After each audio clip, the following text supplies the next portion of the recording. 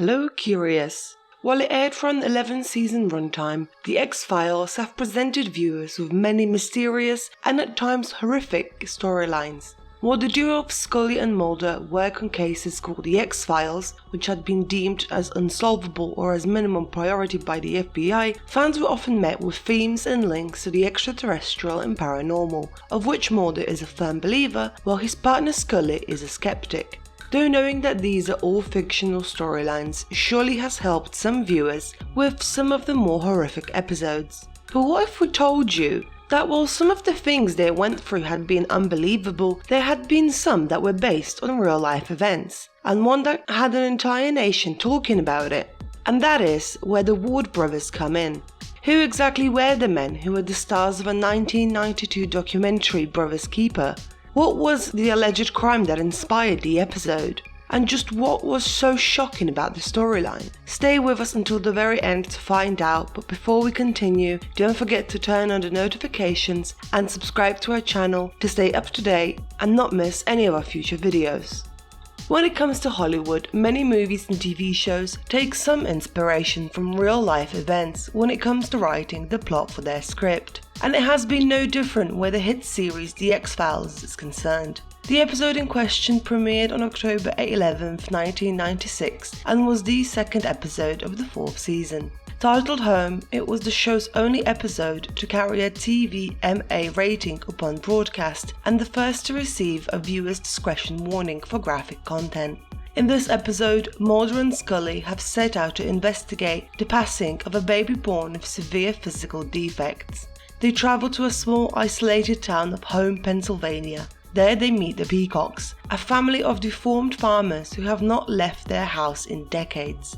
Now, for those of you who might have yet to watch the show, here is a spoiler warning. Initially, Mulder had suspected that the brothers had kidnapped and intimately assaulted a woman to father the child, but the further they investigated, they uncovered a long history of incest in the family which involved the Peacock's own mother. While it is true that the story that we're about to tell you inspired the episode, it wasn't as drastic as the one depicted on the show. The men behind the story were the Ward brothers, who had lived in a rural farming community near Utica, New York. There were four of them: Roscoe, who was born in 1919, Lyman George in 1923, William J. in 1926, and Adelbert Daniel, known as Delbert, in 1930.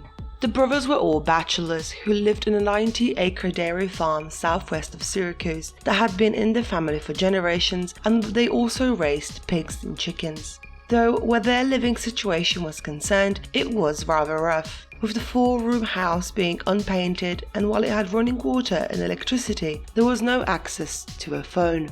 The men were barely literate, they had no formal education, and because of their notably low IQ, many had called them hermits, and others even went as far as to call them inbred, which is where the idea for the show came from. Though when it comes to the people in their community, they were quick to defend them. A friend of the brothers, Emil Sitwell, spoke with the press about them in 1990, and she says that while they do live off by themselves, they are not hermits or recluses. In the interview, Sitwell called them a throwback to pioneer days and added that if anyone needed help with building a barn or something similar, the Wards would have been the first to arrive and to help, and the last to leave. Though what exactly happened that caused the brothers to get national attention? Stay with us until the end to find out. Despite judgment from people who did not know them, the four men had lived a rather peaceful life.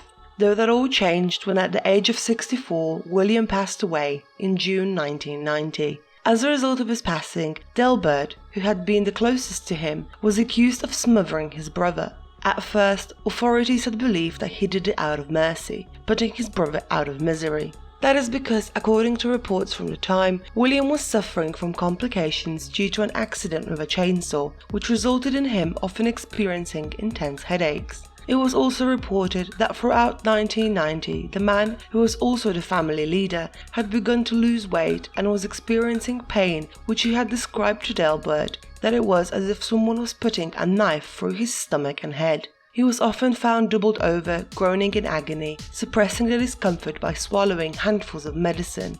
It was believed that to end his suffering on the night of his passing, Delbert smothered him in his sleep while the two shared a bed.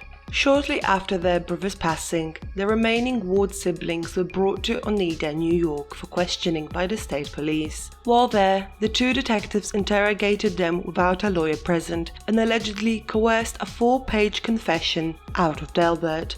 At the time, he signed a confession, but later claimed that he actually had no idea what he was signing because he could barely read and only did it because he was told by the detectives that it would be easier. Later, during his trial, when he took to the witness stand, he said, "I was nervous and shook up. I hadn't eaten all day. I was tired. My brother had just passed away. I don't know why I said it. I thought if I said yes, they would let me go home, but they didn't." Though prior to the trial starting, the story of the brothers had caught the attention of Joe Berlinger and Bruce Sinofsky, who had decided to make a documentary about them as well as include the court proceedings. It was titled Brother's Keeper and released in 1992.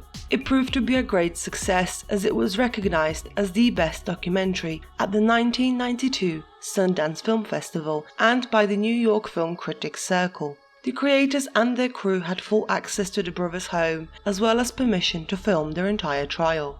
But while the documentary was successful, can the same be said about the outcome of the proceedings? Stay with us until the very end to find out. Around the time leading up to the trial, there had been many other wild theories going around about William's passing, and some of them had allegedly even come from the authorities themselves. To that, some people had protested and stated that it all came from a bias against the brothers because they had lived on a rural farm and rarely ventured into nearby cities. It was never explicitly stated, but it was implied that some members of law enforcement believed that William was either molesting Delbert or that the two brothers were involved in an incestuous relationship that ended in an accidental loss of life. This was one of the biggest rumors going around at the time of the trial, and many speculate that it was another fact that might have inspired the creator of The X-Files.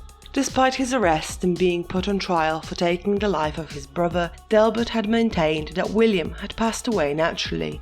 During that entire time, their town rallied around the youngest Ward brother. Supporters had collected nearly 900 signatures on a petition calling for the county prosecutor to review the autopsy results. And when the judge had set bail for Delbert at $10,000, the supportive community raised the entire amount in a few minutes. All the support had caused them to become a national story, with the Wards appearing on A Current Affair and being interviewed by Connie Chung. To help out with some costs, comedian Roseanne Barr sent $150 and an autographed copy of her autobiography. During the 1991 trial, Ward's lawyer had argued that the brother had learning disabilities and that he was isolated from the modern world, adding that when he confessed to the crime, he was confused. After all was heard, it took the jury 9 hours to deliberate, and when they finally did present their verdict, it was not guilty. And so, as the brother was acquitted, about 80 or so supporters who were inside the courtroom started chanting "Delbert, Delbert" and tearfully kissing him. While it was never clear if he was the one to have taken his brother's life or simply found his body in the morning, the jury had made their decision. Though here, it is also not clear if the jury was simply sympathetic to the likelihood of Delbert's survival in prison, or if they had actually believed he was innocent. When the brother had come out of the court and he was asked by reporters what his plans for the future were, he simply replied with, "Sleep in." And so it seemed that after the ordeal, the life of the Ward brothers had gone back to the way it was before all this. However, it was rumoured that Delbert couldn't bear to sleep in the room he shared with William, and so he took to sleeping in the cow barn.